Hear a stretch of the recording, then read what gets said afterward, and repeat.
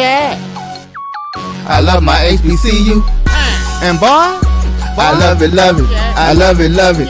I love my HBCU. And man, I hope my team they won one. I hope my team they won one. Yeah, man. I hope my team they won one. I hope my team they won one.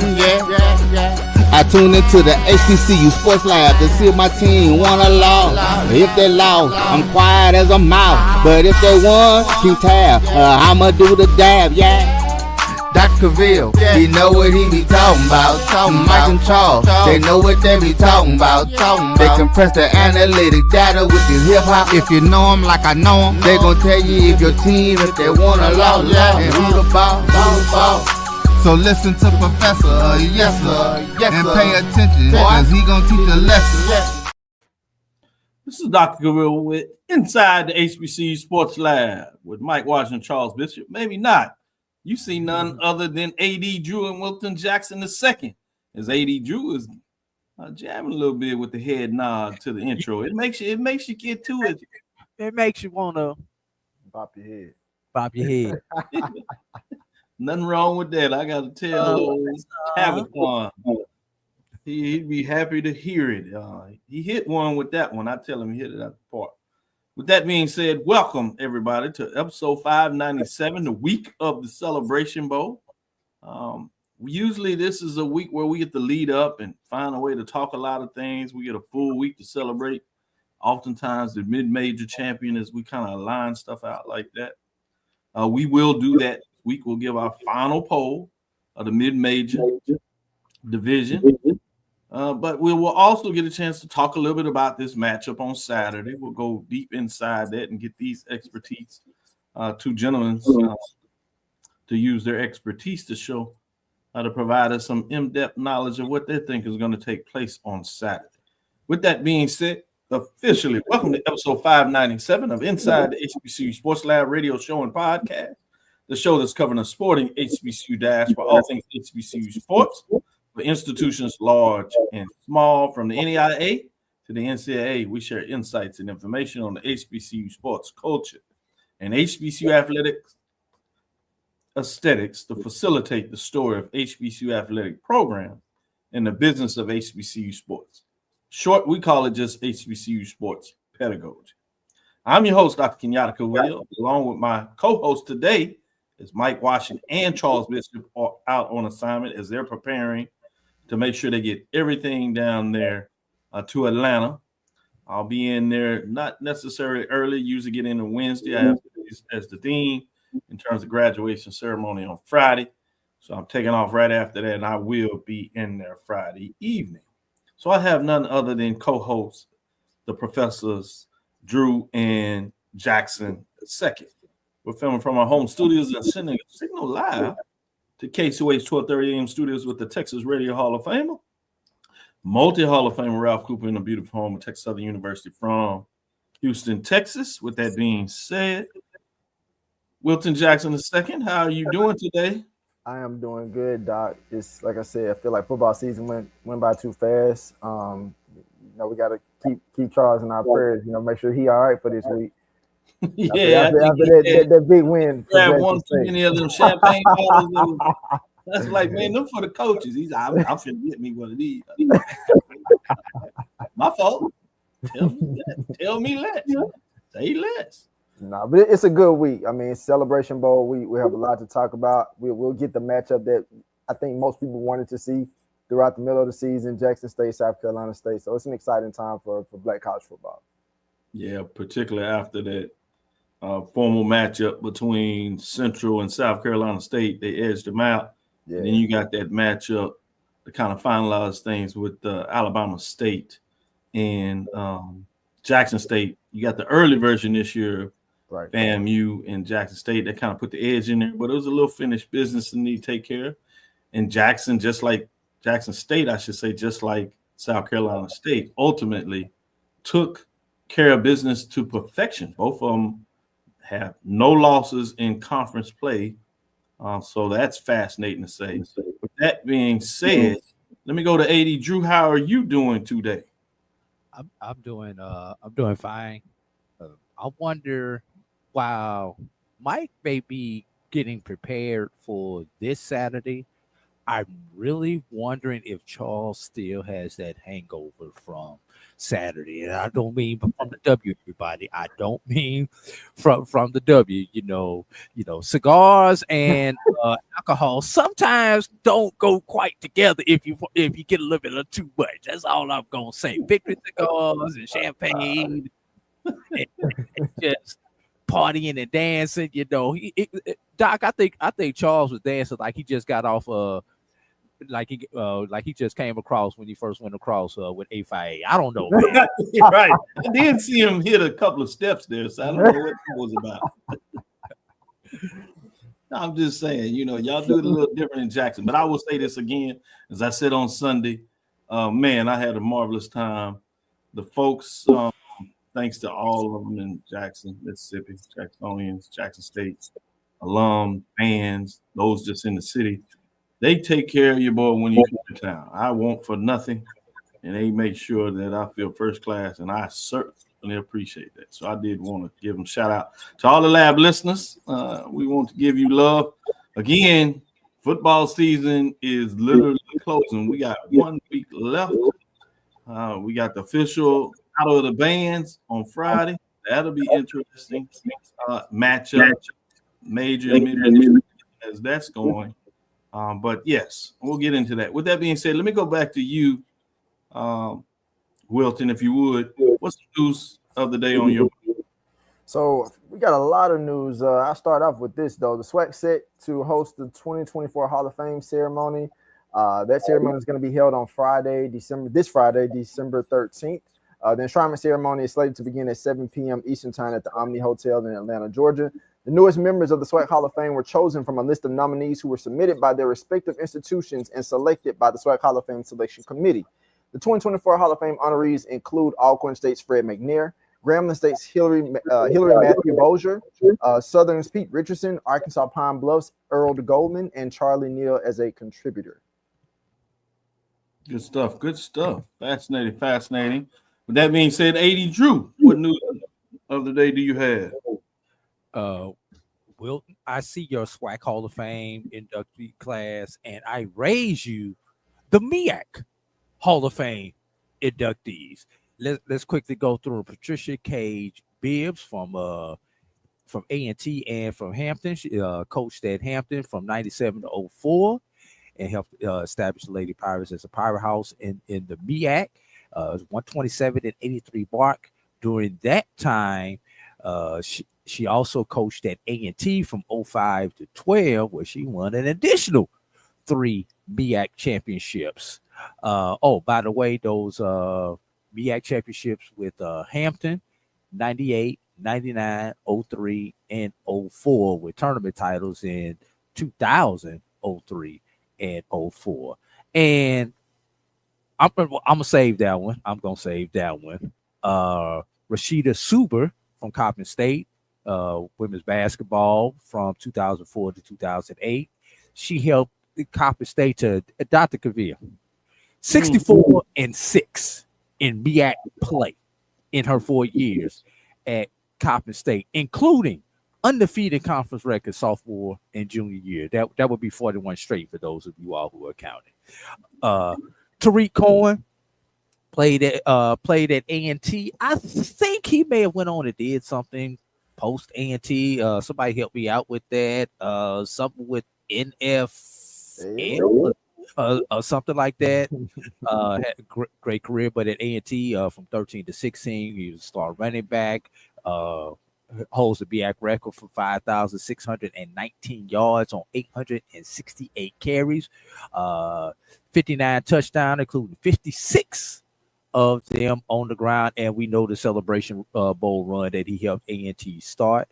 Harvey Reed, standout running back from the Bison from 84 to 87, helped Bison to that 87 BAC championship title. He was also drafted by, ironically, the Chicago Bears in 1988. But I'm saving the best for last, Dr. Cavil. Didn't take this man long after his retirement to get in. That would be one Oliver Buddy Pugh of South Carolina State. The legend retired last year after his 23 season, 151 and 93, including 115 and 44 in the MEAC, by the way. That's South Carolina State's record holder in both of those categories. And ironically, a Celebration Bowl victory over one of the participants in this Saturday Celebration Bowl, that being Jackson State. But Pugh had 2 Black College National Championships and 8 MEAC titles. Good points. Good points. Let me go into this MEAC to present 2025 Football Offensive Defensive Player of the Year in Las Vegas, and it's officially announced now in terms of those Defensive Players of the Year. Big time matchup when you talk about that was on Tuesday early today. That was the 66th annual NFF Annual Awards Dinner, if you would, from Las Vegas. It was at the Bellagio Hotel Casino in Las Vegas. First class. How they doing it over there? I see them in those parts. Pretty big deal. Like to see the MEAC getting it done. MEAC Commissioner Sonny Stills will make that announcement officially for everybody to see in terms of what that looks like. I thought that was a pretty big deal. The names in terms of Player of the Year, defensive side of the ball, it was Elijah Williams, which probably doesn't surprise anybody. On offense, it was Eric Phoenix, which also didn't surprise anybody. Eric Phoenix will be playing in the Celebration Bowl. A likely winner of this game in most people's poll rankings will be national champion. Obviously, the celebration itself, bowl itself, recognizes the winner of that game as the champion. I think it's pretty obvious, though, with the record of what these two teams is, that they're the best 2 teams out there at the major division level. Here, we like to separate the 2. And even if you put them together, a lot of people would still have one of these 2 teams at the top of the poll. Last week, as we released the second to the final poll, we had Jackson State as number 1, and you had South Carolina State as number 2. So fascinating when you talk about the congratulations to those 2 young men in terms of what they were able to get done. You also have some of the other finalists for scholar athletes, which is a big deal with all these folks that are not only able to get it done on the football field, but also able to get it off the field. Let's take a moment. Let me go back to you, Wilton, and see what else you want to recognize this week. What kind of has your interest in terms of the HBCU sports scene? So, Dr. Cavil, you were, talking about Eric Phoenix, and Eric Phoenix was selected for another award. He was selected for the 2024 HBCU Plus National Player of the Year. This was an inaugural HBCU National Player of the Year award, part of the FCS partnership with Stats Perform and Urban Edge Network. Eric Phoenix of South Carolina State was selected from 10 finalists, encompassing the 21 historically Black colleges and universities in FCS college football. The 6'3", 210-pound graduate student was selected by an 8-voter panel from 10 finalists. Among those 10 finalists were Jackson State running back Irv Mulligan, who finished 2nd, and North Carolina Central running back Jamari Taylor, who finished 3rd in the voting. Phoenix will be honored at the Stats Perform FCS National Awards banquet on January 4th in Frisco, Texas. Good stuff. Good stuff. Good stuff. 80 Drew, going to you. What other news did you want to put on the table for today? Mute.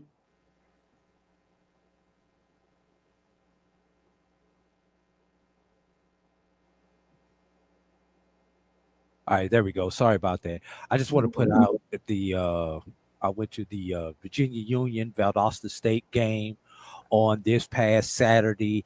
Good hospitality down there at Valdosta State. They do it right down there for a non-HBCU institution. They treat me right every time I go down there. But guys, I'm here to tell you, I think I saw the Division II national champions play this past Saturday. Valdosta State was that good. Union, as good as Union was, they just did not have the talent and everything else to compete with that team, and it's going to be tough to see anybody else on that division compete with that particular team. So, and the only reason I want to bring that up is obviously HBCU alum Tremaine Jackson of Tennessee State, Texas Southern, wrong TSU. I'm sorry, I apologize, Doctor. Of Texas, They gonna come for you. is coaching that game, but the historic of two black coaches coaching in a regional championship. I think that story was undersold by the media who were there, and everybody else when they were talking about that game, pregame, during the game, and post-game. I really think that was undersold as a deep underlying story. And not only do we have two black coaches, but two HBCU alums in that particular ball game. The significance of that, I think, it just went under the radar, Dr. Cavil. So I just wanted to bring that out to everybody. I'm so glad that you did that. That certainly needs to be recognized. That's history in itself. When you talk about that, you were out front during the regional matchup when you had the 7 teams in there. You were talking about there were 4 African-American black coaches in that division. When you're talking about getting to the semifinals, if there's such a thing, of the regional finals, right? There were 3 in that matchup. And as you said, when you get to the finals, you have 2. So that's huge for that entire bracket. And now you have one of the coaches obviously going into the semifinals. Big deal, which is Coach Jackson, whose name's floating around there for some other opportunities. And you must say that he's earned it. Fascinating when you talk about that. I also wanted to talk about any Jada Byers, any updates in terms of what are you hearing in terms of as he's moving towards opportunity, at least in terms of Harlan Hill Awards? Well, obviously we know it was a mano battle between the 2 candidates from Region 2 in that particular ball game. Why? And this is hard to say. Jada Byers rushed for a quiet 105 yards in that particular ball game. And the reason I say it was quiet, he got a lot of those yards early. It is somewhere midway through the first quarter into the second quarter. Those Blazers, remember the scouting report, find number 3, and they gang tackled number 3. If he happened to spin out of tackle 1, somebody that was there to greet him as soon as he spun clear of tackle 1. So, but Jada Byers did have a good game. Significant note for Jada Byers in that game. During that game, he went over 2,000 yards for the season, which is significant when it comes to the Harlan Hill Award, which is a season award. But for his career, Dr. Cavil, over 6,000 yards. He achieved both those marks against the number 1 defense in the nation. So, great points. I'm glad, and that's why I wanted to make sure we brought it out there.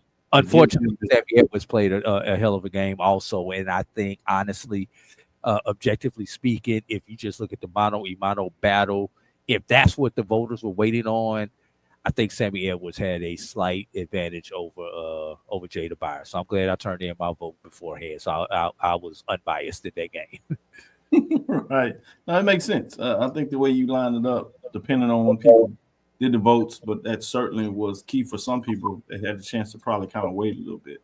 So a great assessment there. Last one we'll do before we take our first break, come back on the other side, is North Carolina Central's Juan Velarde is 2024 recipient of the FedEx Doris Robinson Scholarship Athlete Award. Juan Velarde of North Carolina Central University has made his impact on the field and one of the top kicking specialists in FCS college football. But the senior's commitment to making an impact off the field adds to him making as a student athlete. From advocacy in his Hispanic community to his presence in the local school system around North Carolina Central campus in Durham, Velarde serves as the blueprint to how a student athlete can excel in many ways, as was presented by the MEACsports.com. It's led to Ballard being selected as a 2024 FedEx Doris Robinson Scholarship Athlete Award recipient. So celebrate him in terms of his accolades. With that, let's take our first break. We'll come back on the other side. Without further ado, it's time to do our final mid-major HBCU football selection in terms of the poll ranking, and we'll find out who is this year's mid-major HBCU national champion. Stick with us. We'll be right back after this break. At AutoMasters LLC, our mission is to serve our community by providing quality automobiles at affordable prices. All of our vehicles are inspected and certified to offer you the confidence in knowing you have a quality vehicle. Our goal is to provide you with a seamless process and positive experience for your automobile purchase. Financing recommendations and specific vehicle inquiries are available at your request. You can find us at www.automasters06.com and follow us on Facebook and Instagram. Also, please feel free to contact Terrence Miles at 601-927-7794. And oh yeah, tell him Sonia sent you. Morehouse College and Tuskegee University men's basketball teams were selected to compete in the 2025 NBA HBCU Classic presented by AT&T. The fourth annual NBA HBCU Classic will be played in the Bay Area as part of NBA All-Star 2025 and will once again celebrate the rich traditions, on-court athleticism, and commitment to excellence of the HBCU community. For tickets, visit nba.com/all-star. HBCU football fans, this year's Cricket Celebration Bowl has a new date. A champion will rise at Mercedes-Benz Stadium on December 14th as the MEAC and SWAC champions meet once again. Join us in Atlanta for championship football, interactive fan experiences, and iconic marching bands. It's an HBCU family reunion that you don't want to miss. See who will be crowned the next HBCU national champion. For event and ticket information, visit the Celebration Bowl. Looking for the ultimate cultural experience of 2025? The Zora Outdoor Festival of the Arts is where you need to be. From January 31st to February 2nd, Eatonville, Florida will come alive with incredible live performances from the Levert Experience and the Bar Cave. Immerse yourself in interactive art. Shop from over 80 vendors. Take a journey through history with a new virtual tour app. And enjoy family-friendly STEM activities. Plus, don't miss the unforgettable R&B tribute to the legends, honoring talents such as Whitney Houston, Marvin Gaye, and Luther Vandross. This is more than a festival. It's a celebration of Eatonville's rich cultural heritage. Visit zorafestival.org for tickets.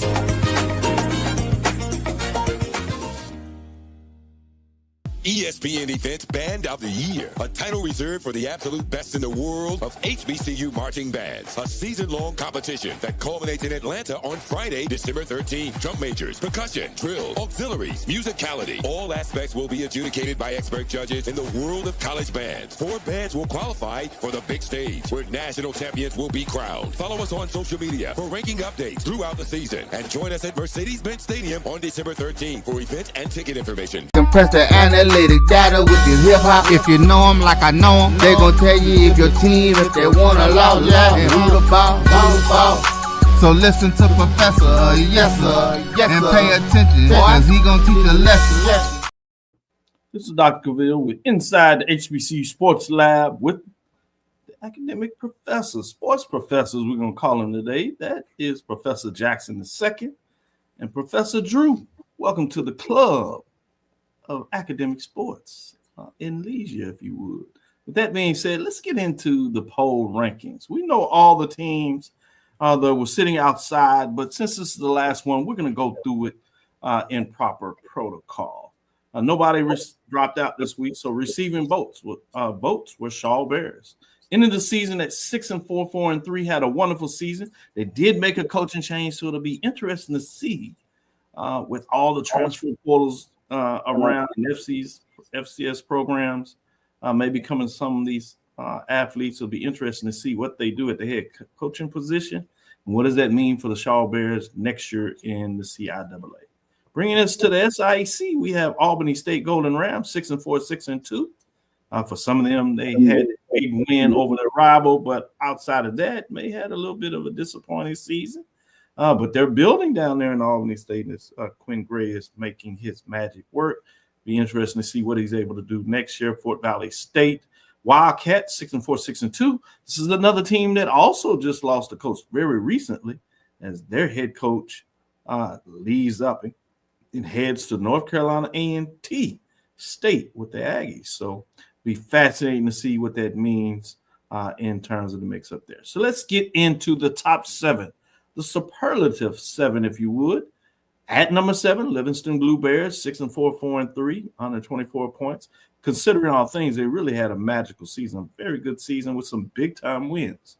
4-3 in the conference play as well, 124 points as they end the season at number 7. Giving us to number 6, Winston-Salem State Rams had a little bit of a revival this season as they finished at 7-3 overall, 5-2 in the conference race.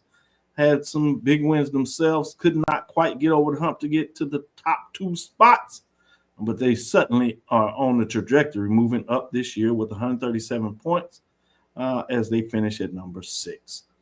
At number 5, we have the Clark Atlanta Panthers.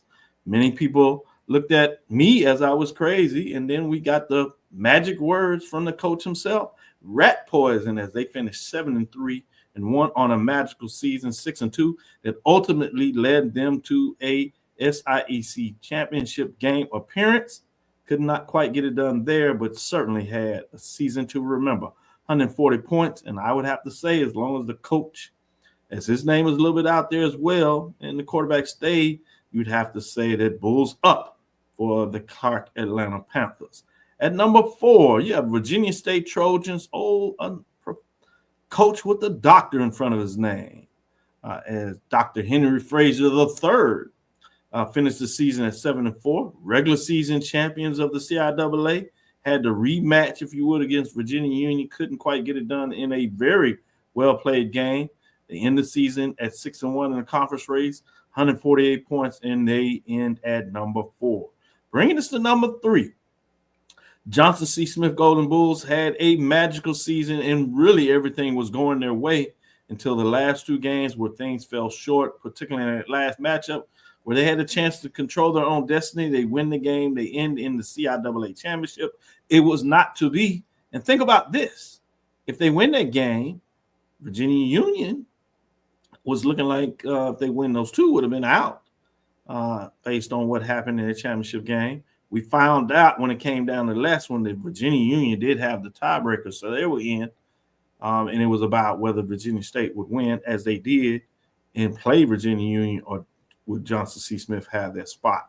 Was not to be, but things and trajectory is up with 153 points, finishing number 3. So this is where it gets interesting. We have a little drama here. I talked about last week, and as we were talking about this poll, whether it will be a flip if you're looking at the scoring margins. We shall see at number 2. Miles Golden Bears continue the 2 spot, 10-3, 8-0. What's interesting here, they actually dropped one first place vote. I was looking to see if they would add some to the mix and maybe find a way to tie with 5 votes, or even find a way maybe to take the lead the way that Virginia Union lost that game. But to their credit, not playing and not making it to the next region, although they had a great season in terms of going undefeated in conference play, getting a victory in the NCAA Division II playoffs. They finish at 190 points in number 2. Bringing us to number 1, which you all know means that Virginia Union Panthers at 10, they add a first place vote. So very clear margin here.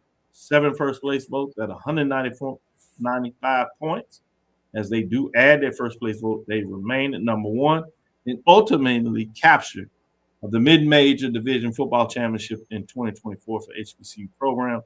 So the Virginia Panthers earned the 2024 HBCU mid-major division football championship.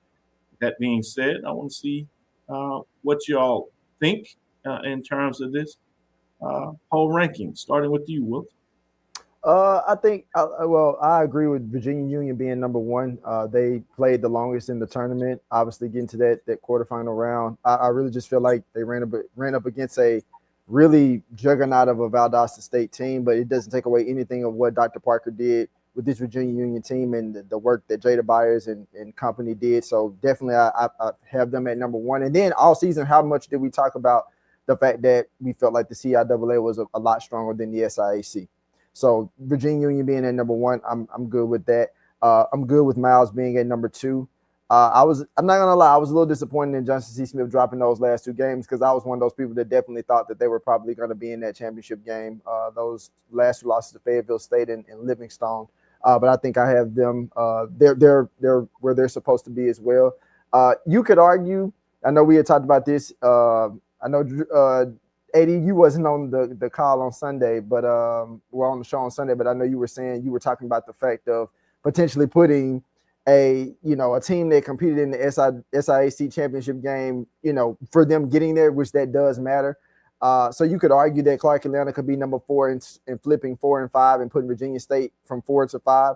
But other than that, everybody else in the top 7, Winston-Salem State had a hell of a season. I think they're on an upward trajectory as well as Livingstone, considering everything that was going on.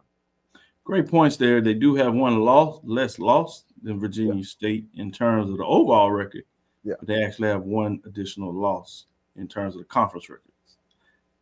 Intriguing, especially when you went the other way with the championship, which I think the voter may have been listening on Sunday if they weren't on the panel included as well. Yeah. I wonder how much that swayed somebody to not only maintain what they thought of Virginia Union, but actually maybe flip what they had in terms of previously with Golden Bears. So great points you make there. 80 Drew, if you would, share your points on the poll rankings, the final one in 2024.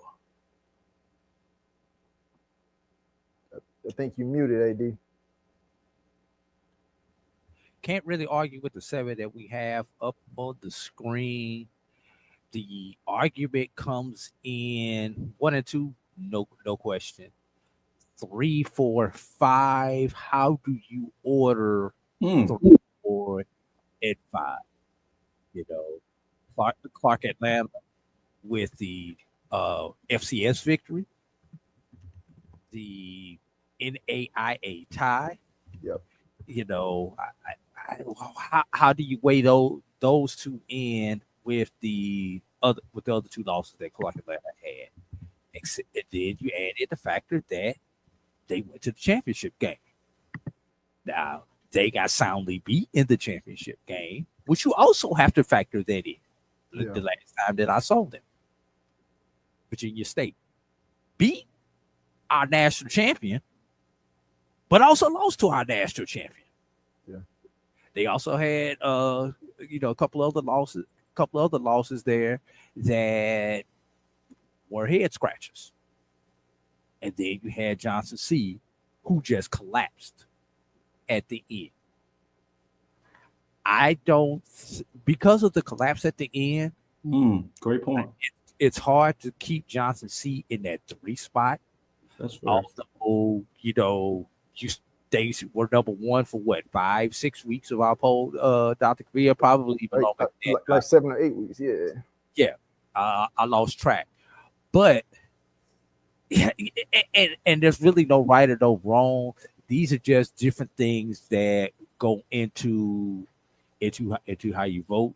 But if you want to just go by the final finish, C has to be 5, and then I'll let y'all figure out Virginia State or Clark Atlanta for the number 3. I like that, 80 Drew. I think those are excellent points, and both of y'all made some very valid points, poll rankings. But with that being said, this year, where it really matters is who's number 1, and that happens to be the Virginia Union Panthers that earned the 2024 HBCU Mid-Major Division Football Championship. Neither of you had argued like that, so I'm extremely happy. That being said, let's go to our next break. We'll come back on the other side. A great opportunity to interview Dr. Coach Parker in regards to being awarded Dr. Ville's 2024 HBCU Mid-Major Division Championship. Well, let's get into it. We got to hear. HBCU football fans, a champion will rise at Mercedes-Benz Stadium on December 14th. MEAC champions, SWAC champions, the Cricket Celebration Bowl, crowning an HBCU national champion. For event and ticket information, visit thecelebrationbowl.com. This is Brian Fulford. AD Drew and I are co-hosts of the BCSN Sports Wrap. We talk about all things related to HBCU athletics. From the games, teams, coaches, and fan interest stories, we cover it all. You can find our shows on Facebook at BCSN Sports Wrap, YouTube at MyJBN Online, and everywhere you listen to podcasts like Anchor, Spotify, Google, and Apple Podcasts. You can also find the show on the Jericho Broadcast Network's app. Make sure to download. We look forward to you joining the conversation and being a part of the show. Looking for the ultimate cultural experience of 2025? The Zora Outdoor Festival of the Arts is where you need to be. From January 31st to February 2nd, Eatonville, Florida will come alive with incredible live performances from the Levert Experience and the Bar Cave. Immerse yourself in interactive art. Shop from over 80 vendors. Take a journey through history with a new virtual tour app. And enjoy family-friendly STEM activities. Plus, don't miss the unforgettable R&B tribute to the legends, honoring talents such as Whitney Houston, Marvin Gaye, and Luther Vandross. This is more than a festival. It's a celebration of Eatonville's rich cultural heritage. Visit zorafestival.org for tickets.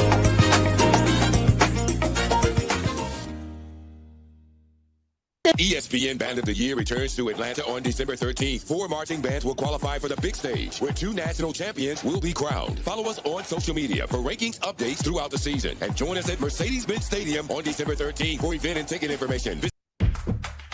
Tickets are on sale now for the 4th annual NBA HBCU Classic presented by AT&T, featuring Morehouse College and Tuskegee University. Don't miss this action-packed event happening at NBA All-Star 2025 and filled with competitive matchup and marching band performances celebrating HBCU pride. See you in the Bay. Compress the analytic data with your hip-hop. If you know them like I know them, they gon' tell you if your team, if they wanna lose, and who the ball. So listen to Professor, yes sir, and pay attention, cause he gon' teach a lesson. This is Dr. Bill with Inside the HBCU Sports Lab. I have none other than the CIAA Football Championship game winner, NCAA Division II quarterfinalist, and 2024 HBCU Mid-Major Division Football Championship as presented by Dr. Cavil, head coach of the Virginia Union University Panthers out of the CIAA, Coach Dr. Alvin Parker. Congratulations. How you doing today? Thank you, man. Glad to be. I was game planning tonight, but I'm happy to be here. Yeah, we certainly understand that. But all things considered, this was a magical season, and I can still see that still a little sore about how things ended up on Saturday. But if you would, take a little picture back and let's talk about this magical season, this run. I know there was a lot of expectations that you told everybody in the CIAA media day that this was not a surprise to you. In fact, you felt that ultimately you had a championship team, and obviously you've won championships at multiple levels, but you were speaking at the NCAA level, and that came to fruition about making it to the regional final, if you would, meaning that you were quarterfinals, one of the final 16 teams. You had 2 African-American black coaches that AD Drew shared us in terms of that quarterfinals, which is a statement itself for in that region. So significant strides were made into this. So if you would talk a little bit about what all that means, if you allow us to kind of go inside the emotions that take place when you are on that ride all season long. And it was one heck of a ride. Definitely, one for the ages, one for the history books. So I'm extremely proud of my group. And they overachieved. I think we did a lot of things that I think nobody thought we could do, and to be playing in the Elite Eight, of NCAA Division II, was one of those things. Of course, I knew kind of heading to the season we had a special group, and I think when we dropped a couple along the way, it probably became a different thought to some others. But to starting you guys pole as number one, and then the finishing you guys pole as number one, um, says a lot. And we're happy about that. And that's something that's going to kind of help us in the future. It's going to help us in recruiting.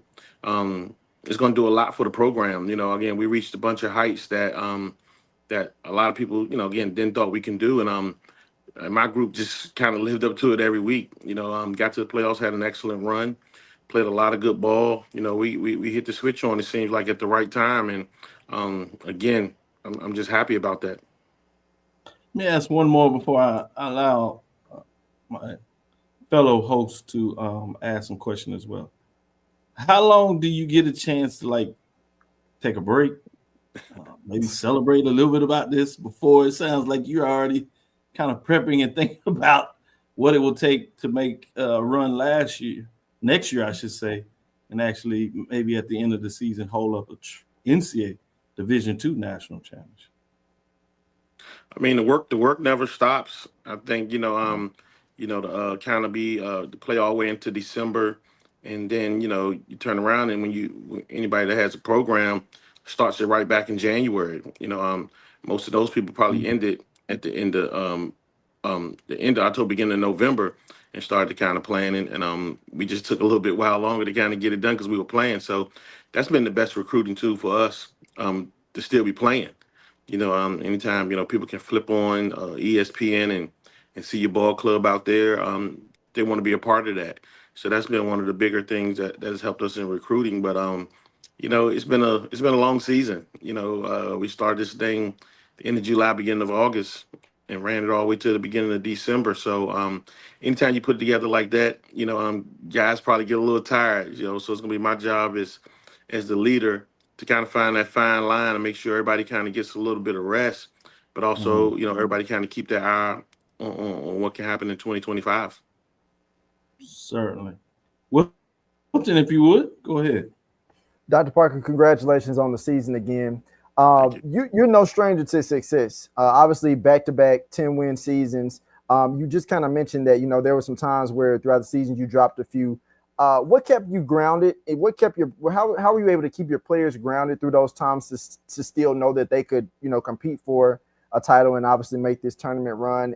And what did you learn about that process of where you guys were able to get this year? I think once you make a mission, you got to stick to it, and the vision gets you there. I think everybody saw what the vision was, the staff, the players, and not only them, but the university as a whole, saw the vision and they believed in my vision, and nobody ever kind of took their eyes off of that. So when you get to this type of point, and you get an opportunity to play in the championship and win that, and then you get an opportunity to go to the playoffs and you win a couple games there, it's easy to buy in the vision, so I think, again, we just hit a stride at the right time, and nobody stopped believing. Nobody stopped believing. I think early on, people just don't know how hard it is to repeat. And I think that was a challenge, coming into the season, we were in heavyweight fights every game. I think everybody brought their best because I think it put a feather in everybody's cap to beat the champs. So we saw everybody's best. So my kids had to play over their best. My coaches had to coach over their best. And I think they did that. They rose to the occasion, and you saw it with the end results. And one quick follow up. You can't say enough. I think we probably all run out of superlatives for Jada Byers. Obviously, you didn't get the win that you wanted to get. But what was your message to him after that game on Saturday? I think you use everything to build off of.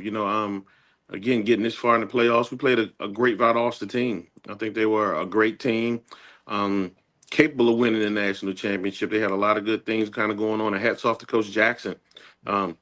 He had his ball club ready to go, and they played like it. So hats off to them. But I think it's like I said before, in the years past, it was a learning lesson. When we got to those other rounds of the playoffs in the previous years, we didn't necessarily, kind of come to play. I think, in terms of putting our best foot forward. I think this year, they did that. Now they see, how far they can get, and they want more. So now kind of navigate this thing in a recruiting fashion. You got to coach this thing every day because we got this thing called a transfer portal that it has taken not just the Division 1 landscape, but it's also taken over the Division 2 landscape. Where you got a bunch of good guys that you got to find ways to hold on to them. Because you can be coaching almost a new ball club next year. So that's kind of our task right now to make sure we handle this monster called the transfer portal and kind of see how we can put this thing together. In order to make another run. 80. Great to see you once again, Dr. Parker. You got a smile on your face today. You just had a grin on your face when I saw you on Saturday, as you was trying to hold back the emotions of a tough defeat there on Saturday. But I want to ask you to reflect on the season, but I want to kind of spin it in a little bit of a different way.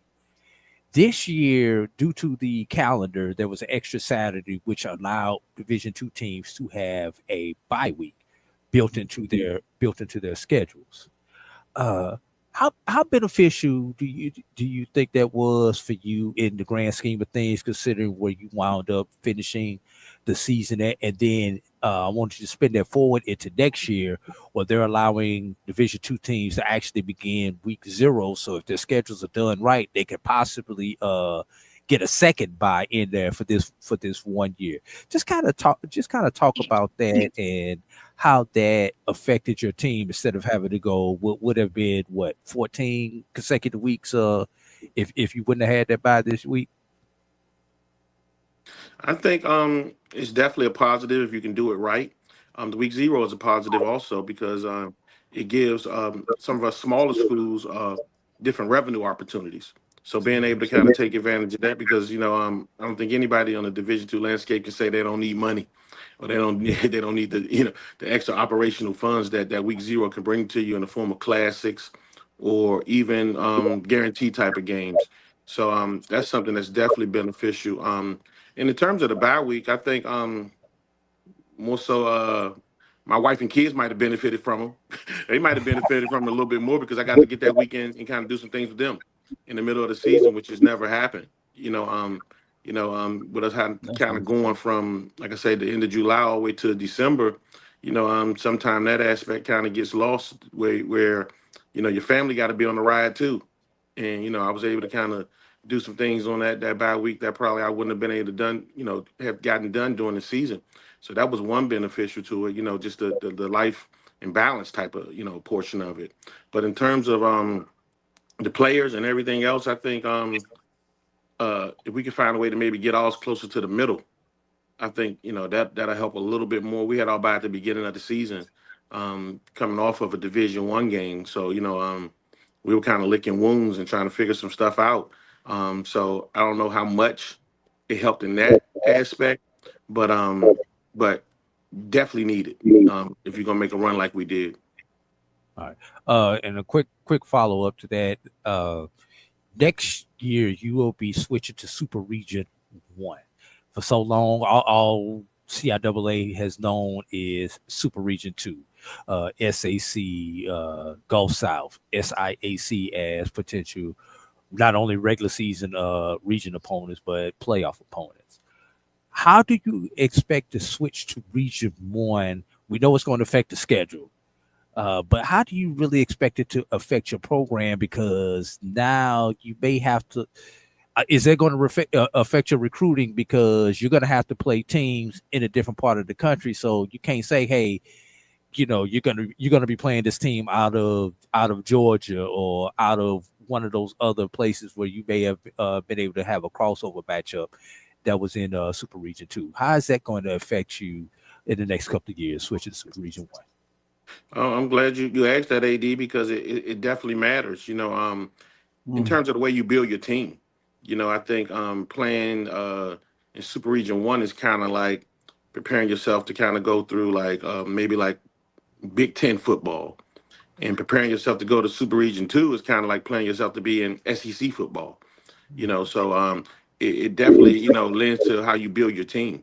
You know, but we've had the privilege of, you know, last year being placed in Super Region One, and we kind of got a glimpse of how things go there. And this year, kind of being back in Super Region Two for the playoffs, we've seen what it took. So the last 2 years to kind of give us a great example of kind of how we need to build a team. But you build your team according to that. That's my thoughts. You know, and that kind of, you know, lends to when you know, you get to the playoffs, what type of team you have. You know, again, Super Region One does it a little bit different. Super Region Two does it a little bit different. But no matter what, both of them play great brands of football, and we got to be kind of ready for whichever. You know, but in terms of the scheduling, you know, you know, we still kind of use some of the Super Region Two model because, you know, we scheduled out a little bit. You know, so we'll see how it goes. But, you know, I think more often than not, you know, we got to make sure we're able to compete in the CIAA next year first. You know, before we even get to that point, you know, because our league is tough, and a lot of people are playing some good ball, and a lot of coaches are stepping it up, and a lot of schools are stepping it up with different levels of commitment that, you know, gonna make that extremely tough to go through. So, but just like I kind of said last year, at this point, we're up for the challenge wherever we go, whatever we do. You know, we got to be ready to play some football. Quick question. Will we do some of those HBCU matchups that we've seen between the CIAA and SIAC because of this switch now, because those aren't region games anymore? It's a possibility. I hope not, though. You know, I like the brand that we could bring to the fans and alumni base and things like that. When you get two HBCUs on the field at one time, you know, I still like that. You know, I'm a HBCU product, so I think it's extremely important. You know, and a lot of times when the national people kind of get their hands on it, that's not something that they necessarily factor in. But I think our administration kind of see it as important. If you are of HBCU as being important, you know, classics and the natural built-in rivalries and things like that just beneficial to everybody. So those can't go away, you know. So hopefully we find ways to kind of keep find ways to keep those things around and kind of, you know, stay what's important to us. You know, and not necessarily, you know, if you win, you know, if you feel the way you, but not to lose some of those things that are so important to you know, all stakeholders involved.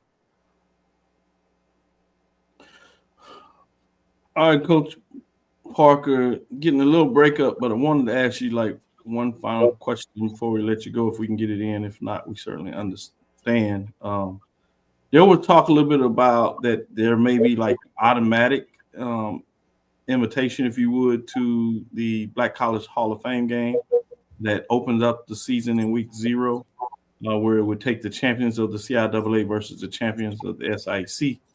We'd have loved to see that matchup in the quarterfinals. It's not to be, but if that is still the case, we will see it to open up the season with two teams that are expected to have another solid team and go for, if nothing else, a repeat in terms of the respective conference championships. Have you heard that is the case, or are you still waiting to hear clarification on that? Everything is kind of leading that way. You know, it was kind of put out there at the beginning of the season, in terms of kind of just, you know, for everybody kind of preparing scheduling how that will go. I think it's an awesome idea. I think it's something that champions definitely deserve to have. You know, to be placed in that, to be put on the national stage. That game is a big deal. We played in it a year ago, and I thought it was an amazing, well put together game. You know, to be on a Sunday on the NFL Network, where you're able to see two top level HBCU Division II programs, it's unmatched. You know, it's not something that's local or regional, not even national. That's something that's worldwide. So for two HBCUs on a smaller level to kind of be able to show their brands on a national stage like that, you know, it's something that's amazing. And I think the CIAA and the SIAC are going to put that together. I definitely hope it happens because, again, it's beneficial for everybody that's involved. With the head coach, it's the 2024 HBCU Mid-Major Division Football Championship. Hopefully, they certainly take here to what your considerations are. And I agree with you. That's why I wanted to bring it up to see if they're up there. I thought it was a tremendous idea, certainly a great reward. as both conferences are squarely focused about the playoffs in terms of the champions, the way to fall out, but it's still a way to award teams, even though it's the following year, in terms of having great seasons. It gives the rest of the team something to chase after in regards to what they want to culminate in terms of the upcoming season. So I see a lot of superlatives and positive.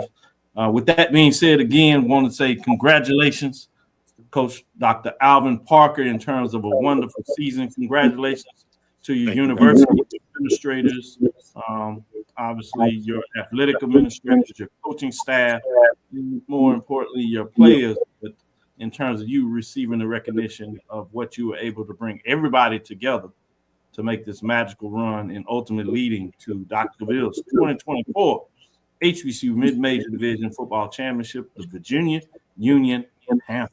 Congratulations, Coach. Congratulations. I appreciate you guys, for having me on all season and support and you guys kind of, doing the spotlight. Definitely appreciate you being there on Saturday, AD. Again, you guys are doing a great job. Keep doing what you're doing. No doubt. We look forward to it and look forward to hearing you more. And that's what we plan to do. With that being said, we'll take our last break, come back on the other side, kind of put a button on this, and then we'll look for Thursday as we continue to give you updates to inside the HBCU Sports Lab. Stick with us. We'll be right back after this break. Looking for the ultimate cultural experience of 2025? The Zora Outdoor Festival of the Arts is where you need to be. From January 31st to February 2nd, Eatonville, Florida will come alive with incredible live performances from the Levert Experience and the Bar Cave. Immerse yourself in interactive art. Shop from over 80 vendors. Take a journey through history with a new virtual tour app. And enjoy family-friendly STEM activities. Plus, don't miss the unforgettable R&B tribute to the legends, honoring talents such as Whitney Houston, Marvin Gaye, and Luther Vandross. This is more than a festival. It's a celebration of Eatonville's rich cultural heritage. Visit zorafestival.org for tickets.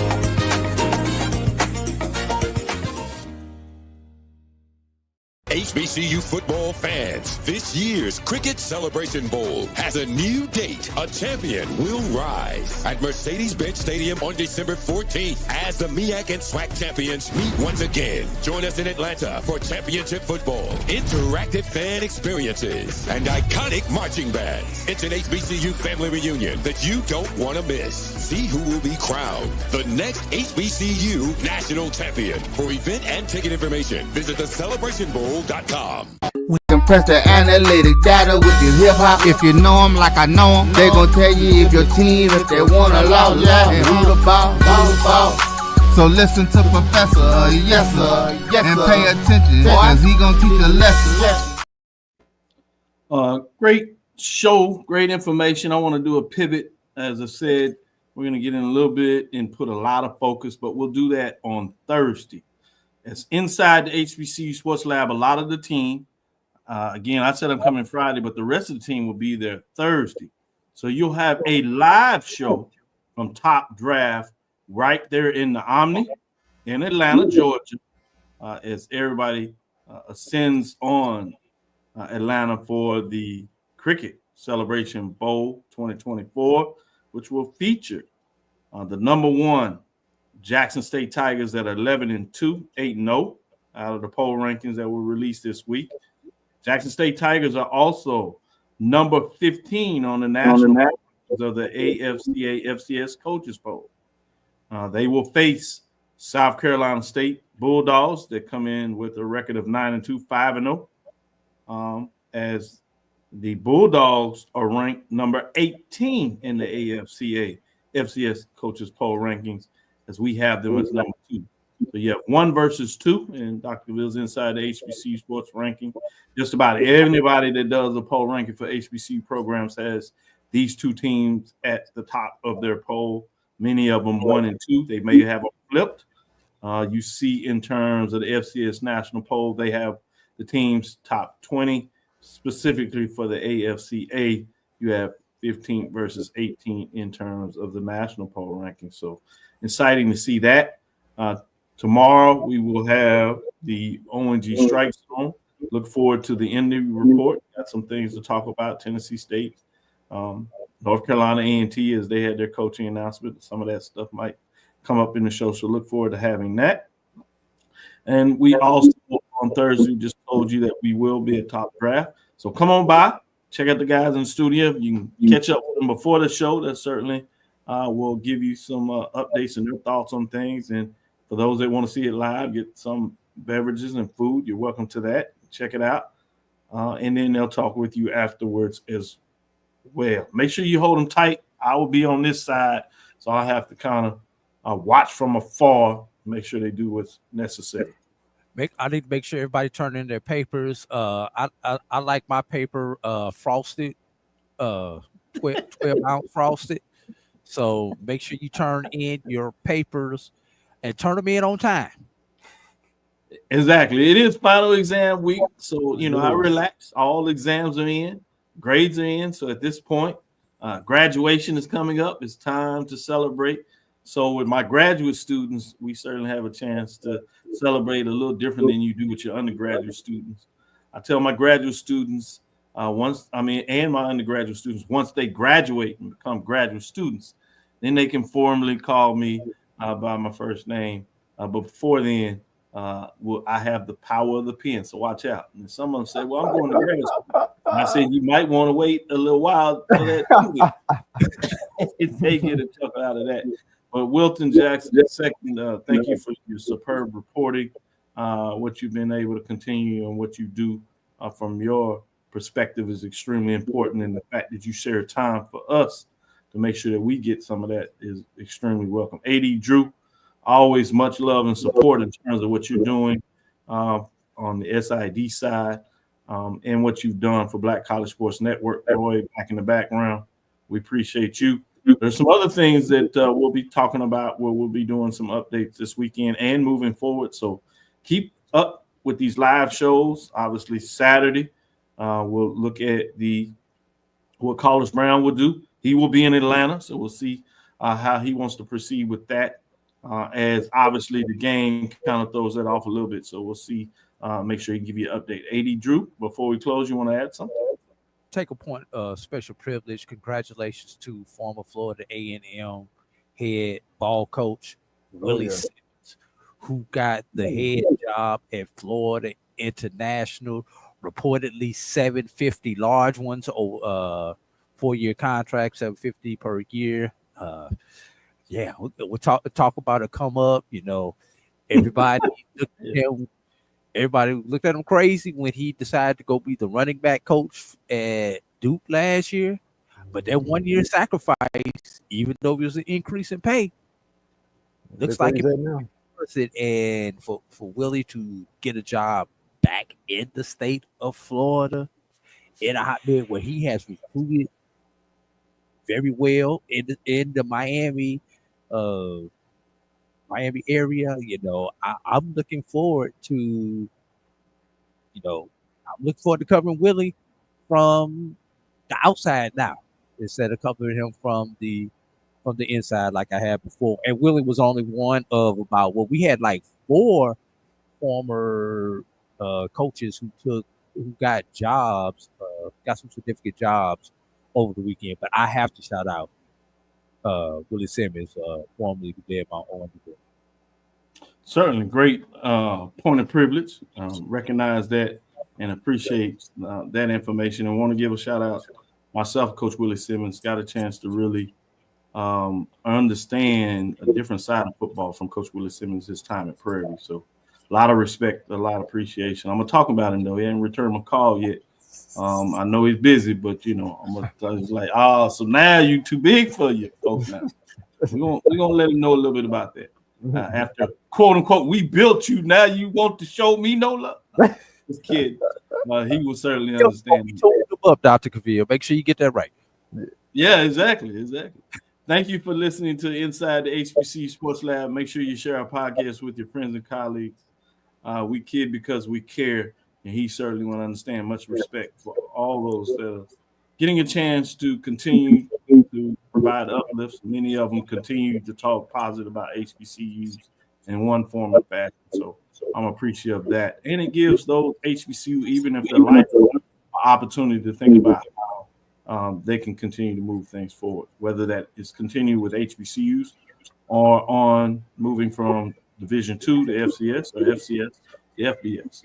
With that being said, I am Dr. Kenyatta Cavil, the Dean of HBCU Sports, coming from inside the lab in the College of HBCU Sports, not with Mike Washington or Charles Bishop, but with Jackson and AD Drew. Appreciate them for coming in here and providing some little adjunct work as professors in the building. Again, we want to thank you for listening to Dr. Cavill's Inside the HBCU Sports Lab with Mike Washington, Charles Bishop every Tuesday and Thursday at 6 o'clock. Thursday, again, we will be live at Top Draft in Atlanta in the Omni. So check that out. Sunday at 9 a.m., we'll give our final Sunday report and give our major division champion. Ultimately, it looks like whoever comes out, obviously, and wins the game on Saturday will have that. But we'll take our votes and do it officially. Follow me, Dr. Kenyatta Cavil, on Facebook and Instagram. That's DrKenyattacavil. Inside the HBCU Sports Lab on Facebook and YouTube. Dream big. Continue to move forward. We will talk with you soon. Wilton. Of course. AD. Lecture. Dismiss.